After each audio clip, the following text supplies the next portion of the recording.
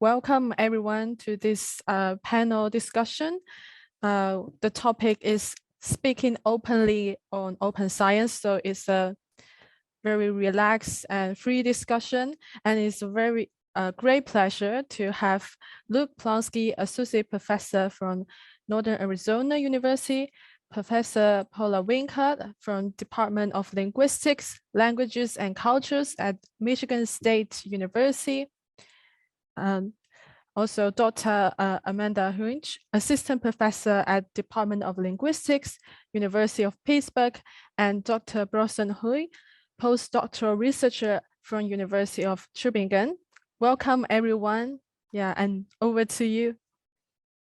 Great. Okay. Well, thanks so much. Thanks you guys so much to the organizers, Sin Wang and Meng especially, putting together these kinds of events. It seems really simple because a lot of us just show up and then take in and consume and enjoy, but there's a ton of work that goes behind these kinds of things. So much thanks to you guys for all your preparation and organization, coordination, and for creating this space for us to come together and talk about these issues. I found this so far to just be, the word that comes to mind is just inspiring.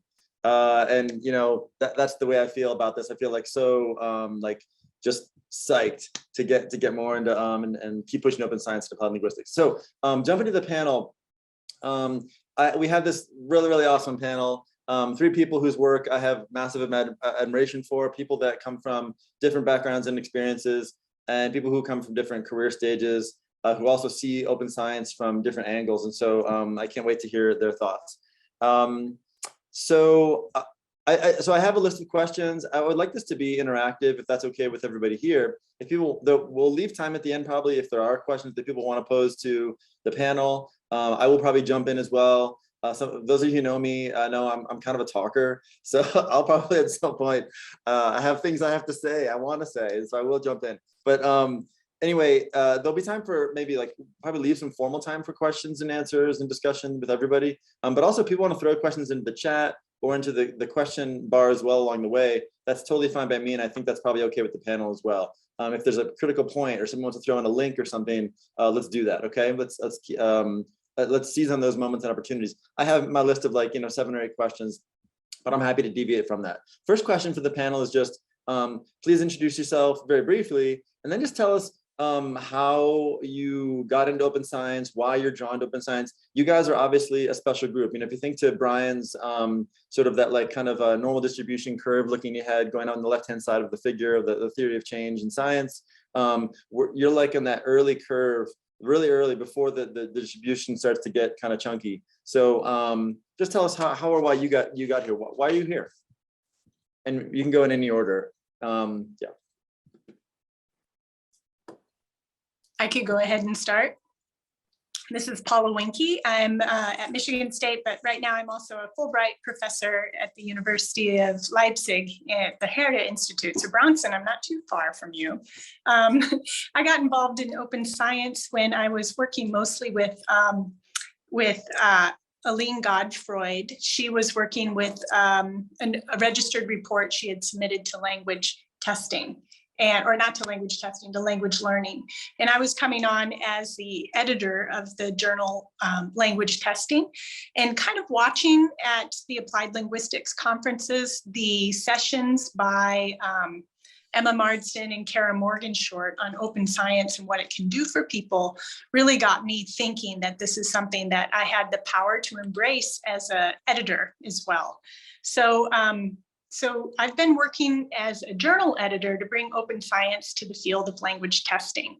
And one of the first things that we did was try to make reviews more open. And I think that's my shtick right now.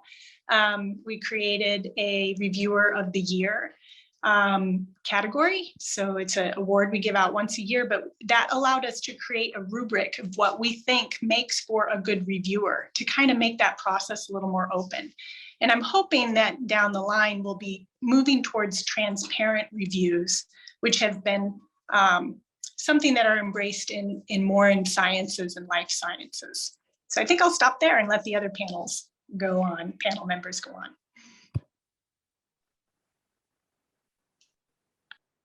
I can go next. My name is Bronson. I got my PhD from Michigan State.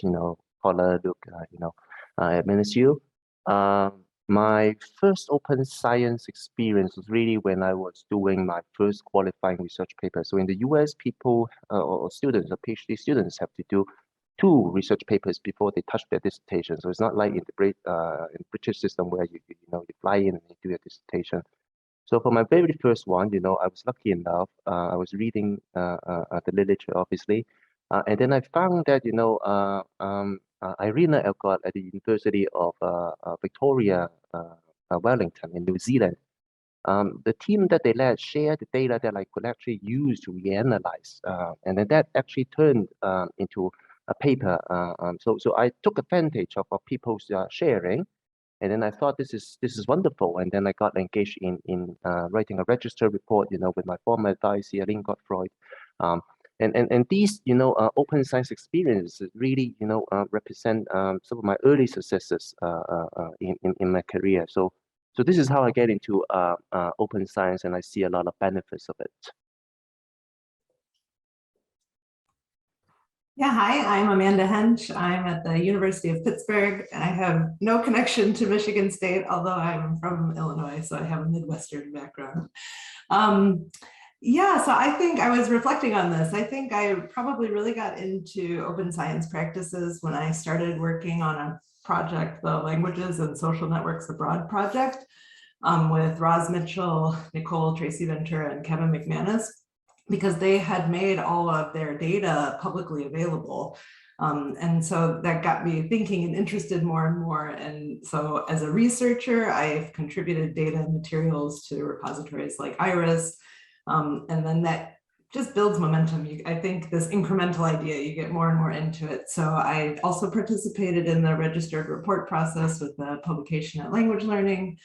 And then was invited and wrote a chapter about pre-registration that's coming out. And now as a researcher trainer, I've started incorporating assignments into my classes, like having graduate students write OASIS summaries, and also think about how they might pre-register. My quant methods class they did a stage 0 or in stage 1 registered report kind of document as a final project.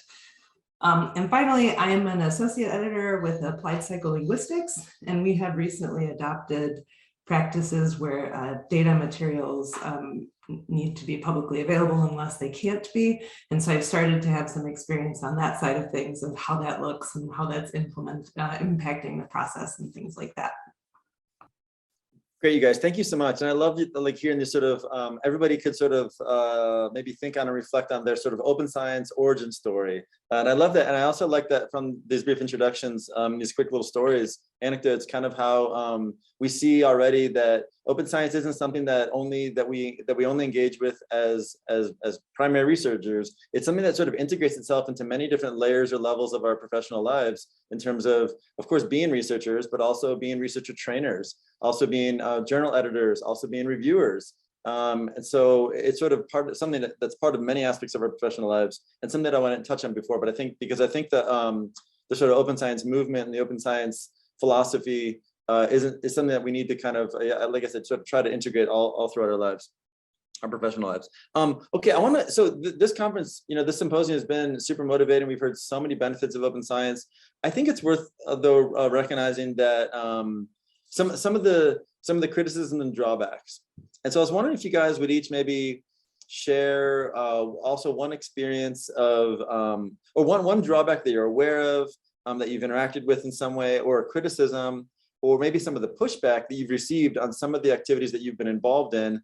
And then also maybe just share how you respond to them. And probably I just want to share why my thinking here is, in talking about the drawbacks or the criticisms or the pushback, is that other people here will hear those. If you haven't heard these yet, just as somebody who talks about open science regularly with lots of people, I get a lot of what about, what about this, what about that? And so I wonder if you guys would each just share maybe one criticism, pushback, and then how you might, and I could play devil's advocate too if you want, just for a minute, if you guys want me to throw one at you, but and then just how you would recommend maybe responding to that criticism or pushback. Does anybody have one in mind? I think time. Oh, sorry. Go ahead, Paula. No, you go ahead first. Thank you. So I was going to say time is a key factor, it's time consuming. I think everybody, the biggest advocate of open science have to admit that it's time consuming. I don't necessarily see it as a drawback, but I can understand why people don't want to spend the time. Like sharing data, you have to prepare your, cookbook, you have to prepare your variable dictionary, your data dictionary. Going through pre-registration, right?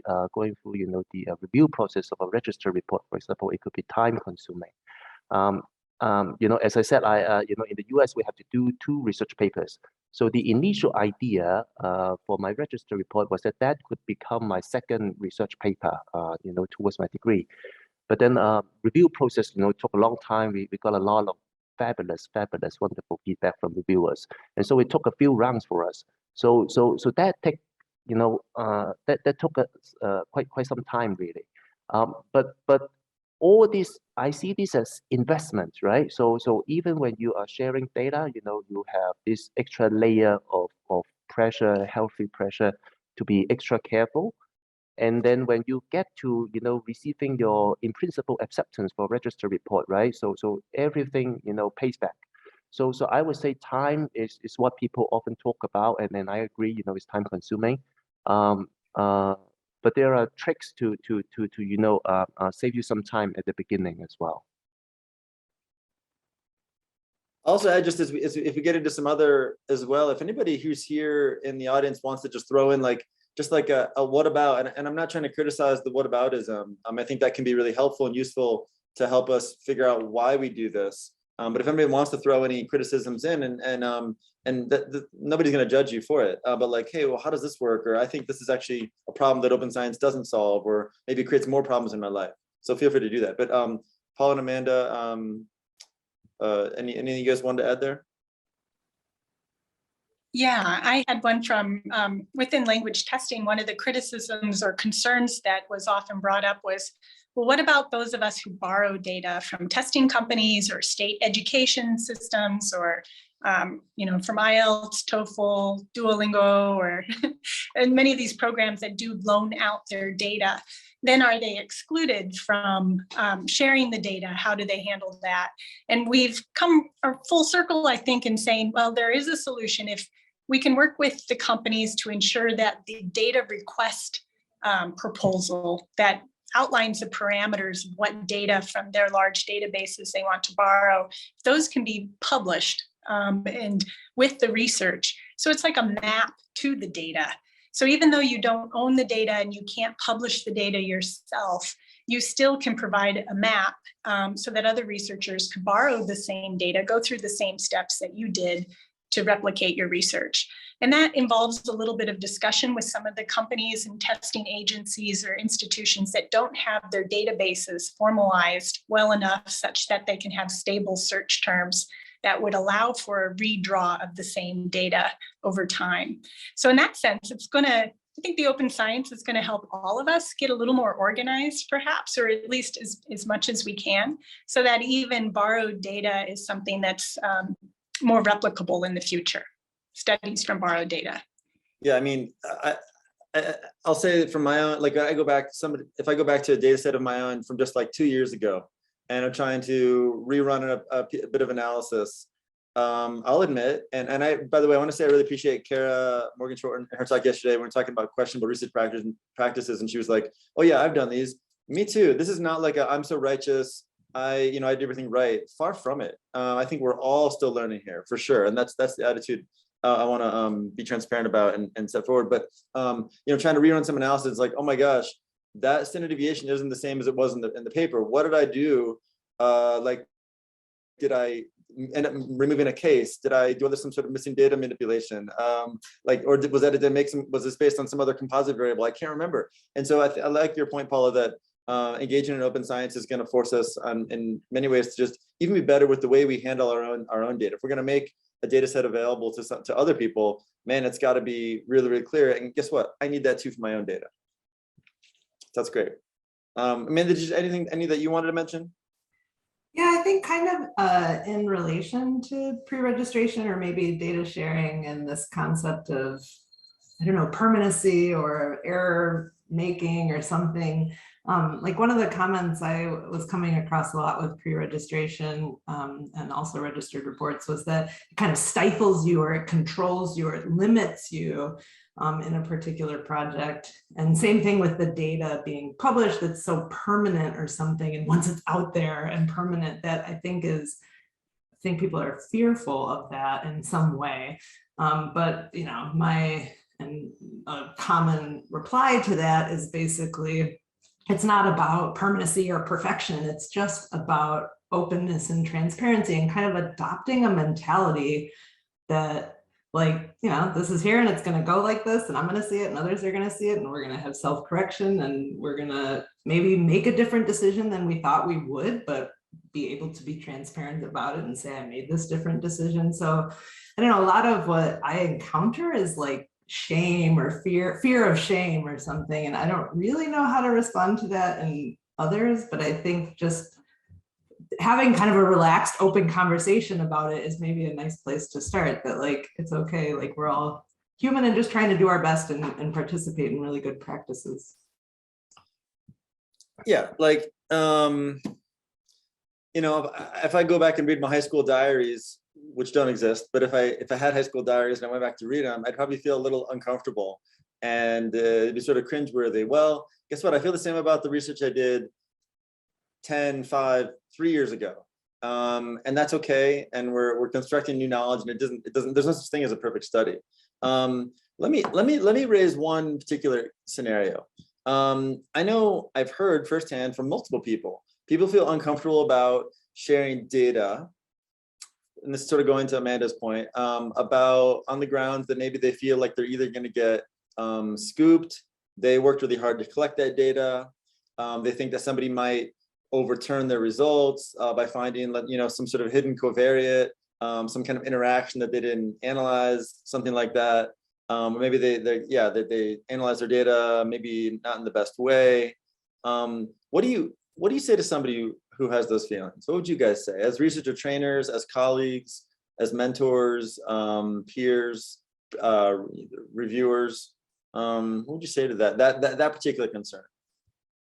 Yeah, I want to start out with the scoop part, because I think they are kind of different, right? Like scoop versus mistake, because it's like mistake likelihood, I think, high. I know I've made lots of mistakes in my life, but scoop, I'm always curious about. I think, and also in relation to like ownership, or like, this is mine and I worked really hard for it and I don't want to just give it to the world or something for free. I think those kind of go hand in hand. But for the scoop, I'm actually curious, because in my mind, I think if you're open and putting things on repositories or, you know, saying, hey, I have this idea that I'm going to do this thing, now there's a public record. And so I was curious what others think about this scoop concept, and if you've actually ever encountered it, or is it real, or is this just kind of a myth?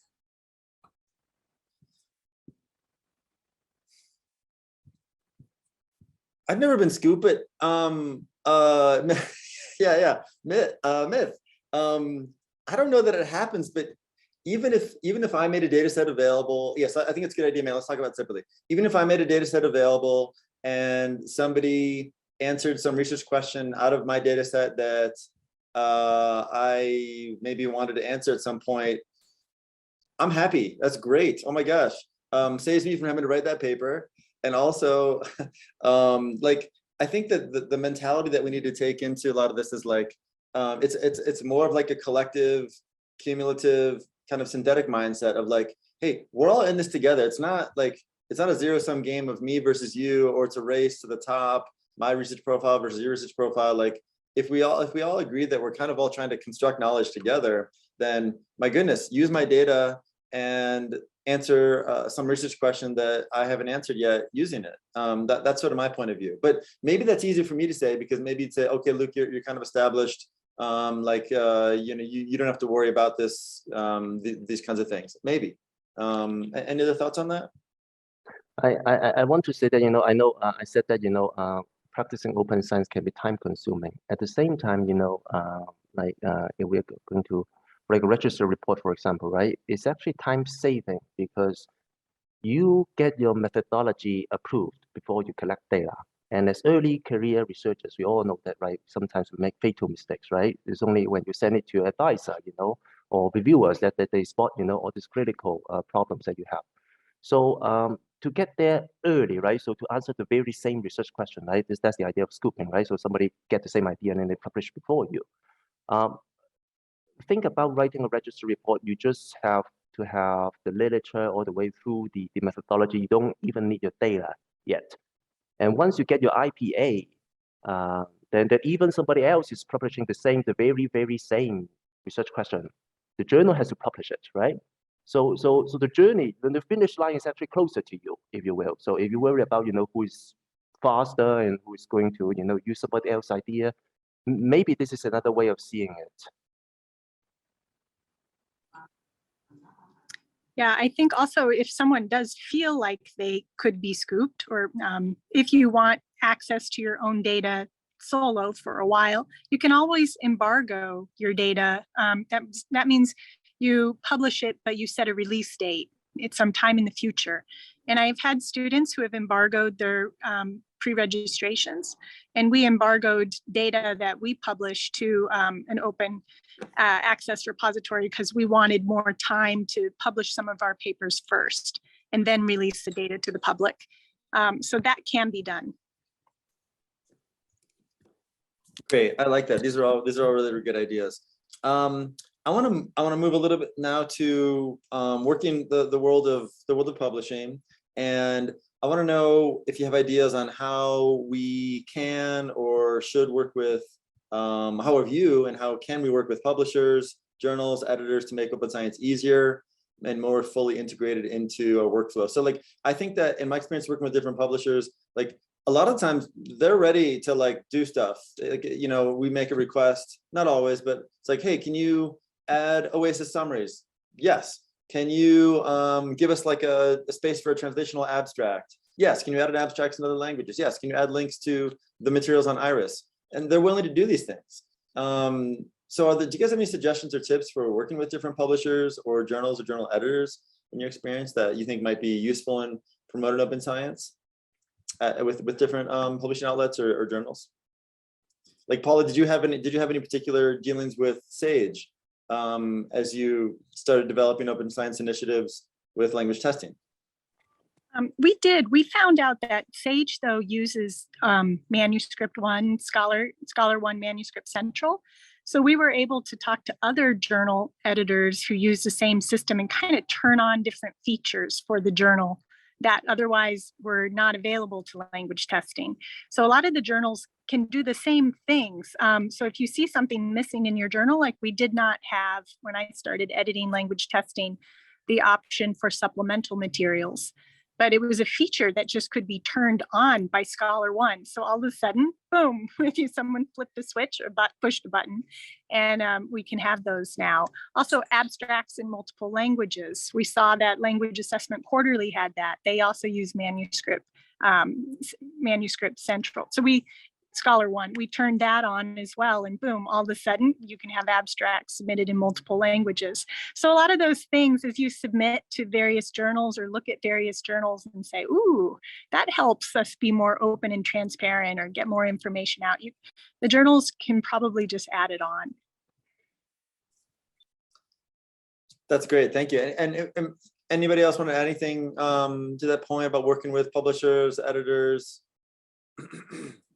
I don't know. I don't have any solutions, but I know concerns that often get raised, like from the editor perspective, are whose responsibility is it to check? And this, I think, we were looking at that pyramid before in the last talk, right? So, or the concept of, it doesn't have to be perfect, but we need people to start participating in the practices in the first place. But there always is the concern of, okay, so we started requiring data.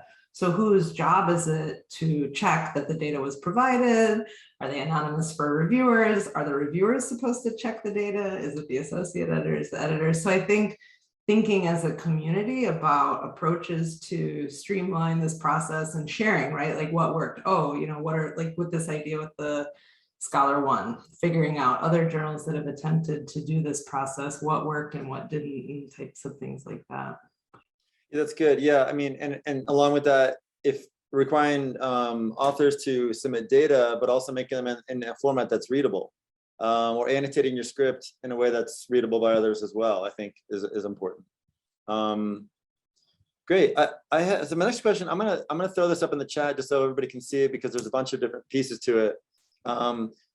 Before I get to that, well, this comment is really great over here. Broader point about fear of openness, that transparent doesn't mean vulnerability.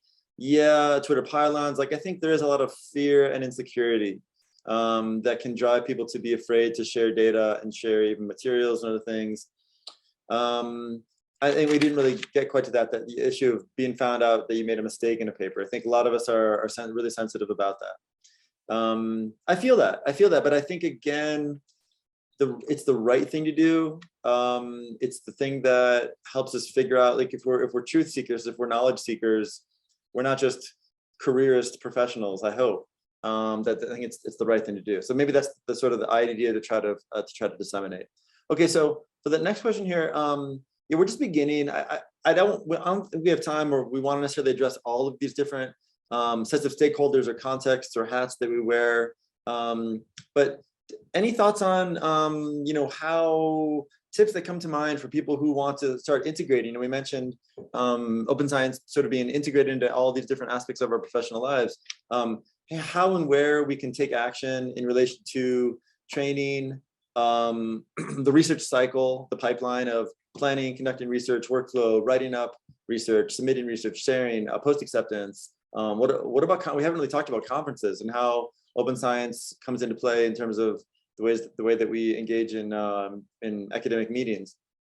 Reviewing and editing, the cultural shift, the hesitation, ethical concerns, which come up a lot.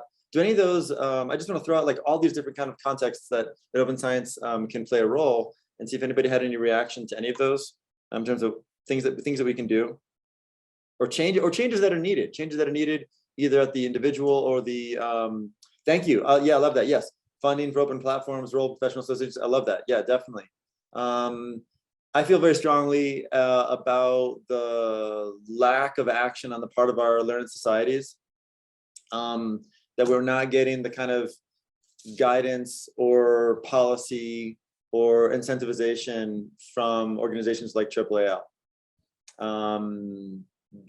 So any ideas on how to maybe create change or influence at these different levels?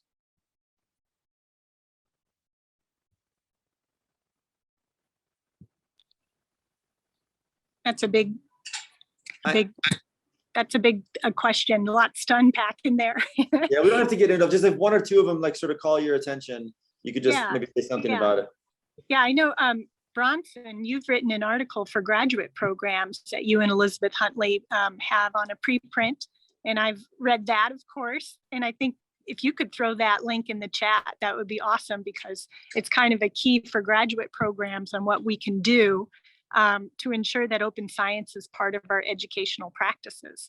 So it can start by, everyone gets an ORCID ID when they come to the program, and then make sure everyone gets an OSF account and gets exposure to IRIS and different aspects of open science and applied linguistics, and kind of step by step putting that together in our graduate programs. And the graduate students are the ones who pick this up quickest and move fastest with it. Very true. Yeah, and that chapter is excellent. It's coming out hopefully very soon in a book on open science that, oh, Bronson, okay, yeah. Okay, great. You give a preprint of it. Wonderful. Any others that you guys that resonate with anybody here or actions? I'm just trying to think, make sure we cover kind of all the angles. And then I've got kind of like a couple of quick, fun final questions, and then we could open up for broader discussion. I guess one thing I just wanted to make a comment on is that I hope to see moving forward in the future is more, I guess what I would call empirical evidence, both in terms of the concerns that open science practices are responding to, as well as benefits, like if once we're starting to see people be involved in practices. So I'm thinking of things like, comparing effect sizes for registered studies to those that didn't have a pre-registration component, or, how are we doing and how can we track or ensure or respond to or see like what's the impact of all of these things moving forward.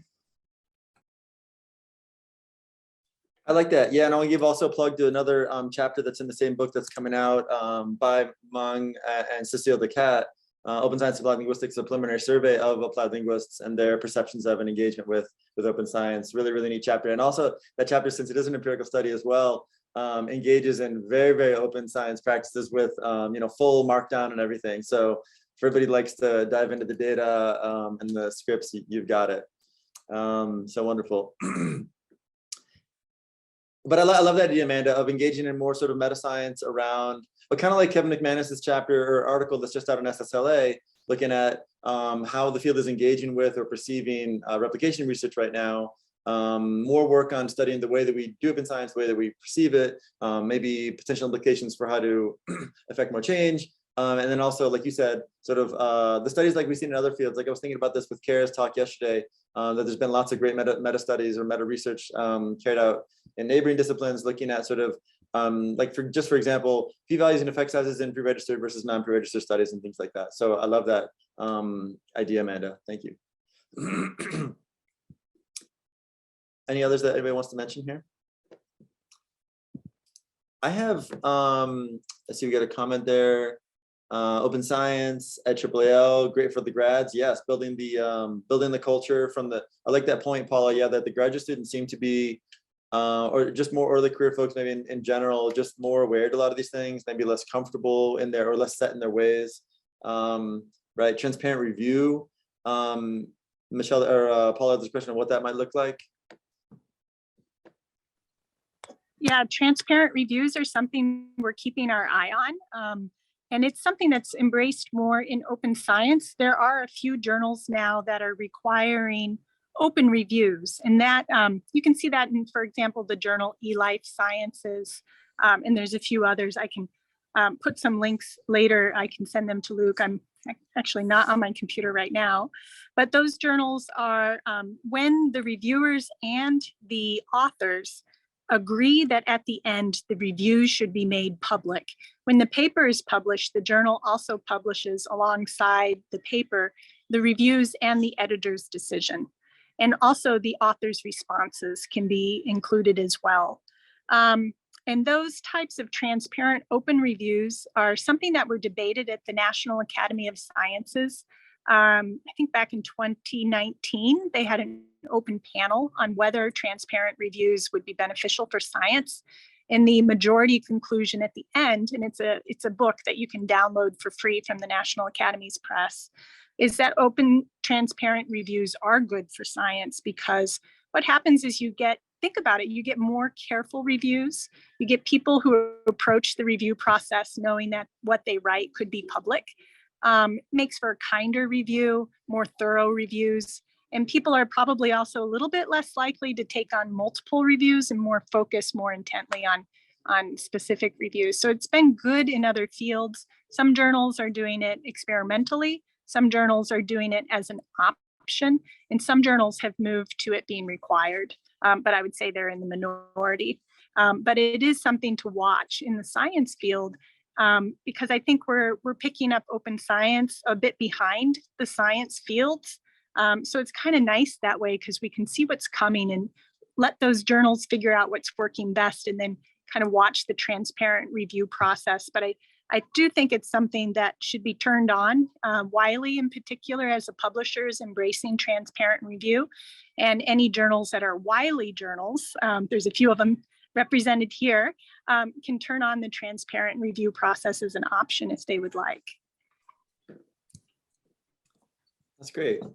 Thanks for sharing that, Paul. I know that's something that comes up and it creates a lot of confusion and sort of just like, oh, I don't know how this would work, and what everybody's going to see everything that I wrote, and would I have to be kind in my review?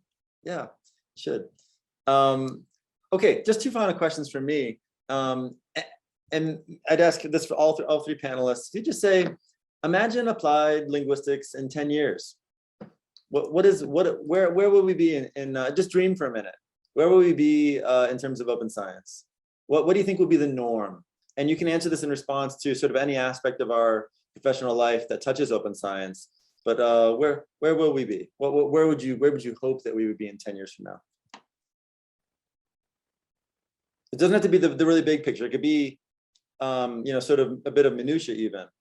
Just sort of like, yeah, this will be normal and we'll all do this and this will function. It could be in terms of software, it could be in terms of training, publication workflow, anything.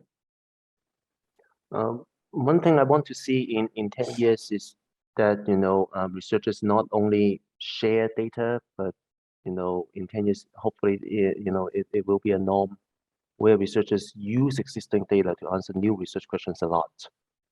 So we save a lot of energy, collecting new data and stuff, have a lot of, like in psychology, like in education, right? People analyze existing data a lot. And I hope that we can, be there in 10 years. I love that. I love that. Yeah, I mean, who among us does not have more data than they've analyzed, does not have data sets that could be reanalyzed? Think about Amanda, you mentioned the SNAP project, these corpora, for example, of language learners studying abroad or whatever. I mean, massive amounts of data can be reanalyzed for so many purposes. So I love that. That's a great suggestion or dream, Bronson. I hope that it comes true.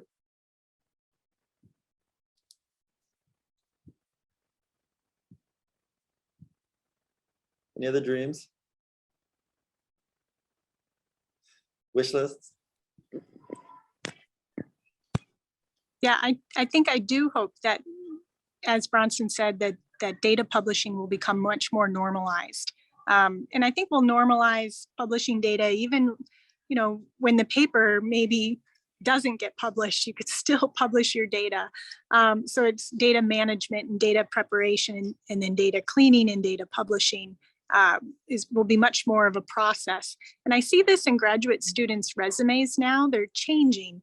So we used to have just, your publications and maybe you'd break it into book chapters and papers, but now it's data publications, materials publications, preprints. You have all of these extra sections in your resume that I think is making the process of applied linguistics richer, more careful, and multifaceted.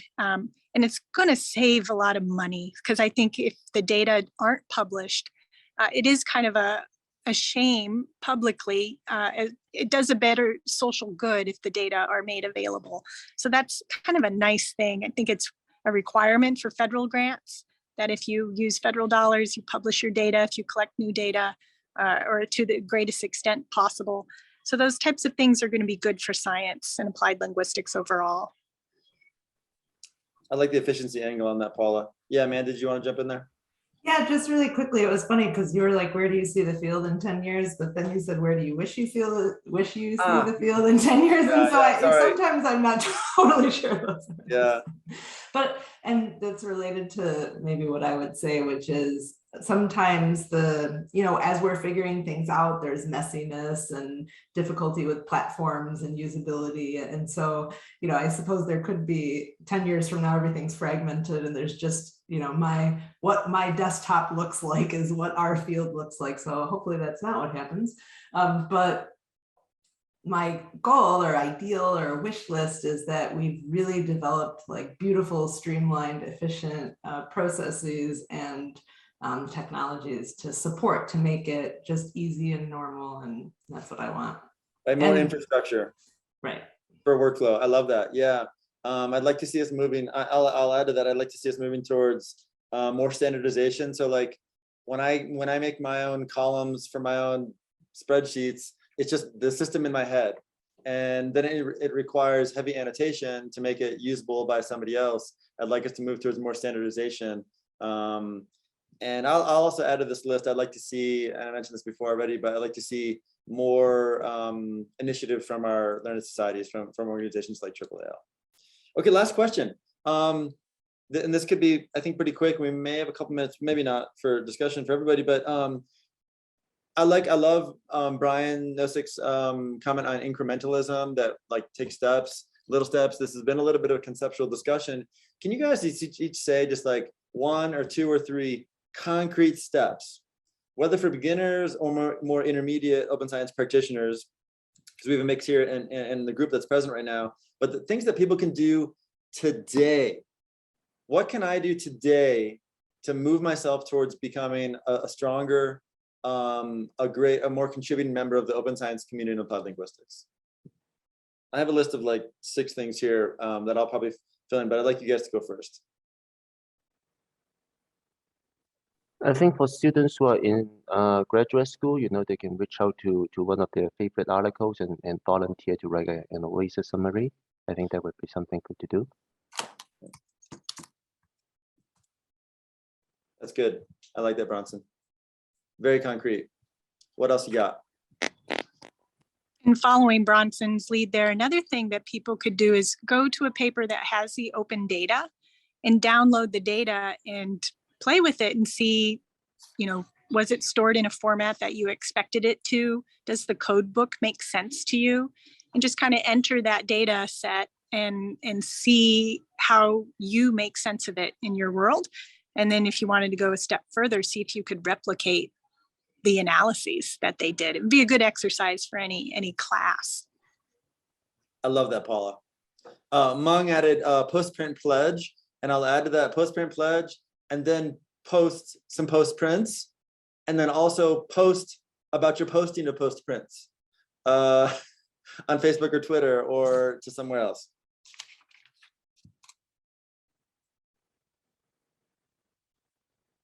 Amanda, you got anything? Yeah, maybe, I don't know, this would be a little bit in the future, but if you've never done it, or even if you have, the next time or just build into your, if you use human subjects data, build into your ethics procedure, always incorporating a component of data sharing, even if you're not sure if you would or will or what that would look like, but look into that and try it out if you haven't before. Make that be part of your process, to always imagine it's just going to be there if possible. I love that. That's great. I'll add to these. It's easy to forget that, and then it's more difficult to go back later and to amend our IRB or ethics applications. I'd add to start thinking of yourself conceptually as an open science researcher, and maybe even think about like on your bio, on your personal website or your department webpage, mentioning your open science commitment, mentioning that that's part of the way you do research, mention that and listing it as even as an area of expertise, open science. If you've been here the last couple of days, I think you qualify as an expert in open science and applied linguistics. Don't forget also, of course, posting materials and data on the IRIS database. That's something else everybody can do today for any work of yours that is published. I would also say for those of us who are researcher trainers to today ask and require our advisees and our mentees to create an open science plan in their proposals. So as you supervise projects as a course instructor or as a mentor for dissertations and theses, every proposal prospectus should have a plan, an open science plan included as part of it. And then finally, I'll add again what I said yesterday, write your local journal editor. Write them to say, tell me how, check out the journal's website, find out how the journal is engaging or not engaging in open science practices. Basic things like, really basic things like encouraging authors or requiring authors to submit to IRIS, encouraging and requiring authors to submit summaries to the OASIS database, encouraging and requiring open data in some way, all these things. So write journal letters or 10 journal editors today to the journals that you feel a connection to. I love that. Thank you. The Multi-Olelo initiative at University of Hawaii, which actually won an award at AAAL this year. So that's another great open science resource everybody can engage with. So I hope everybody, this has been a little bit of a conceptual discussion, but I hope at the same time, everybody feels like there are things that you can do today to start taking steps. It's not that complicated. Like Brian was saying, it's like, oh, I posted a post print and it was easy. And then the next day I posted 5 more. It's not that hard. It just feels unfamiliar first, but I think that we can do it and we should do it. And it's the right thing for us to do. Okay, so with that, I think we'll stop. Thank you all for participating in this panel discussion, and it really promotes and advances our understanding of open science theoretically, and how we can take concrete steps from today. And we now have a 15 minutes break, and then we welcome everyone to join our last roundtable that's open to all. And it will not be in this webinar, but please go back to Zoom room number 1.